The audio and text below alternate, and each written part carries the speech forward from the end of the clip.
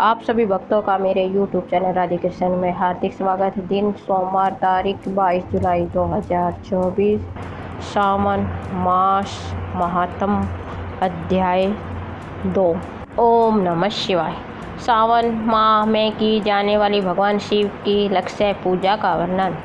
संतन कुमार बोले, हे भगवान, आपने सावन मासों का संक्षिप्त वर्णन किया है।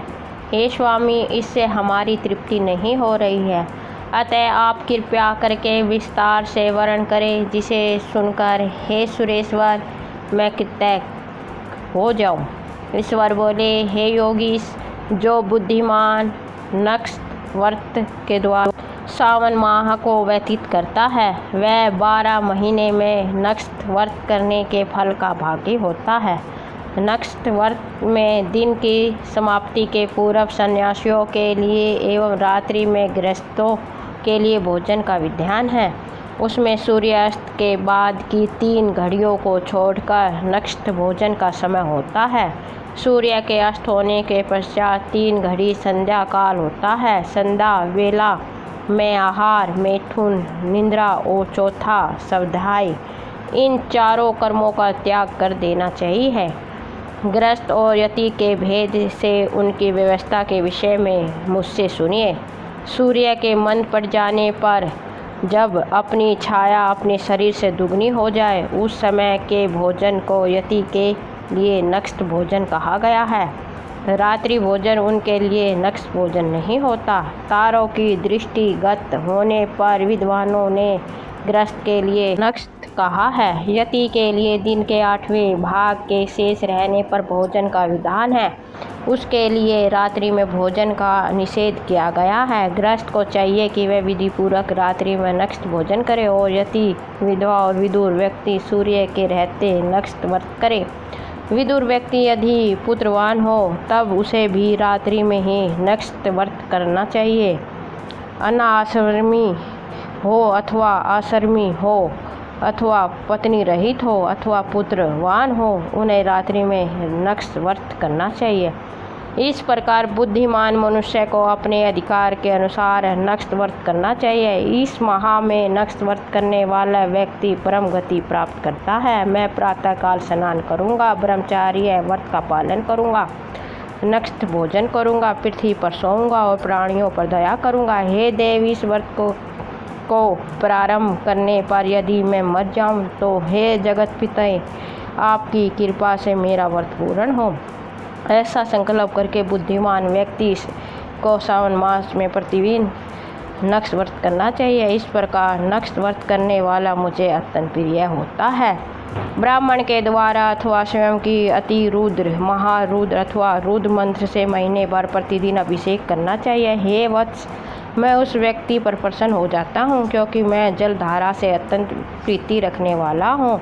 अथवा रुद्र मंत्र के द्वारा मेरे लिए अत्यंत प्रीतिकर होम प्रतिदिन करना चाहिए। अपने लिए जो भी भोज्य पदार्थ अथवा सुख उपयोग की वस्तुएं अति प्रिय है, संकल्प करके उन्हें श्रेष्ठ ब्राह्मण को प्रदान करके स्वयं महीने भर उन पदार्थों का त्याग कर देना चाहिए। हे मुने, अब इसके बाद उत्तम लक्ष्य पूजा विधि को सुनिए। लक्ष्मी चाहने वाले अथवा शांति की इच्छा वाले मनुष्य को लक्ष्य विल पात्रों या लक्ष्य दुर्वादलों से शिव की पूजा करनी चाहिए। आयु की कामना करने वालों को चंपा के लक्ष्य पुष्पों तथा विद्या चाहने वाले को व्यक्ति को मल्लिका या चमेली के लक्ष्य पुष्पों से श्री हरि की पूजा करनी चाहिए। शिव तथा विष्णु की प्रसन्नता तुलसी के दलों से सिद्ध होती है। पुत्र की कामना करने वालों को केतरी के दलों से शिव तथा विष्णु का पूजन करना चाहिए। बुरे सपने की शांति के लिए धान्य से पूजन करना चाहिए। देव के समक्ष निर्मित किए गए रंगवली आदि से विभिन्न रंगों से रहित पद्म, स्वास्तिक और चक्र आदि से प्रभु की पूजा करनी चाहिए।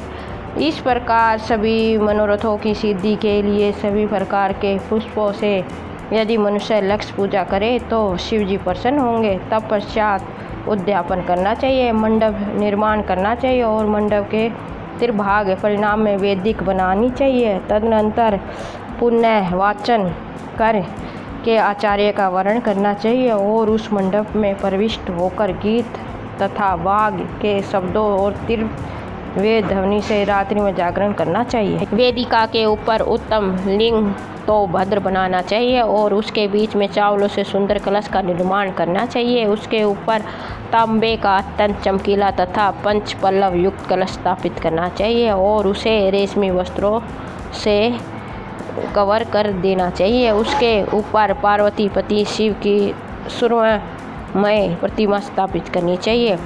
तत्पश्चात पंचामृत पूर्वक धूप दीप और नैवेद्य से उस प्रतिमा की पूजा करनी चाहिए और गीत वाग नृत्य तथा वेद शास्त्र तथा पुराणों के पाठ के द्वारा रात्रि में जागरण करना चाहिए।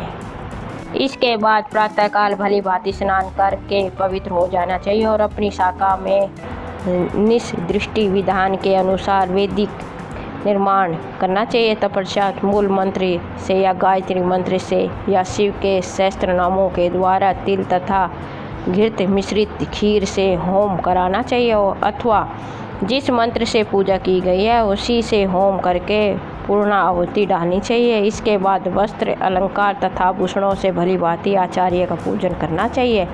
तत्पश्चात अन्य ब्राह्मणों का पूजन करना चाहिए और उन्हें दक्षिणा देनी चाहिए। जिस जिस वस्तु से उमापति शिव की लक्ष्य पूजा की हो उसका दान करना चाहिए।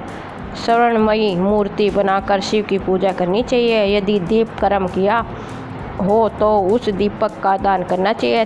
चांदी का दीपक और स्वर्ण की वृत्तिका अथवा बत्ती बनाकर उसे गौ घृत से भरकर सभी कामनाओं और अर्थ की सिद्धि के लिए उसका दान करना चाहिए। इसके बाद प्रभु से क्षमा प्रार्थना करनी चाहिए और अंत में 100 ब्राह्मणों को भोजन कराना चाहिए। हे मुनि, जो व्यक्ति इस प्रकार पूजा करता है मैं उस पर प्रसन्न होता हूँ। उसमें भी जो सावन मास में पूजा करता है उसका अनंत फल मिलता है। यदि अपने लिए अत्यंत प्रिय कोई वस्तु मुझे अर्पण करने के विचार से इस माह में कोई त्यागता है तो अब उसका फल सुनिए। इस लोक में तथा परलोक में उसकी प्राप्ति लाख गुना अधिक होती है। सकाम करने से अभिलाषित सिद्धि होती है, निष्काम करने से परम गति मिलती है। इस मास में रुद्र अभिषेक करने वाला मनुष्य उसके पाठ की अक्षर संख्या से एक एक अक्षर के लिए करोड़ करोड़ वर्षों तक रुद्रलोक में प्रतिष्ठा प्राप्त करता है। पंचामृत का अभिषेक करने से मनुष्य अमर तत्व प्राप्त करता है। इस माह में जो मनुष्य भूमि पर शयन करता है उसका फल भी मुझसे सुनिए। हे दिवज श्रेष्ठ, वह मनुष्य 9 प्रकार के रत्नों से जड़ी हुई सुंदर वस्त्र से आच्छादित बिछे हुए कोमल गद्दे से शोभित देश तकियों से युक्त रस्में स्त्रियों से विभूषित रत्न निर्मित दीपों से मंडित तथा अत्यंत मृदु और गरुड़कार परवाल मणि निर्मित अथवा हाथी दांत की बनी हुई अथवा चंदन की बनी हुई उत्तम तथा शुभ शैया प्राप्त करता है। इस मास में ब्रह्मचार्य का पालन करने से वीर्य की दृढ़ पुष्टि होती है। ओज बल शरीर की दृढ़ता और जो भी धर्म के विषय में उपकारक होते हैं वह सब उसे प्राप्त हो जाता है। निष्काम ब्रह्मचार्यवर्ती को साक्षात ब्रह्म प्राप्ति होती है और सकाम को स्वर्ग तथा सुंदर देवगणों की प्राप्ति होती है।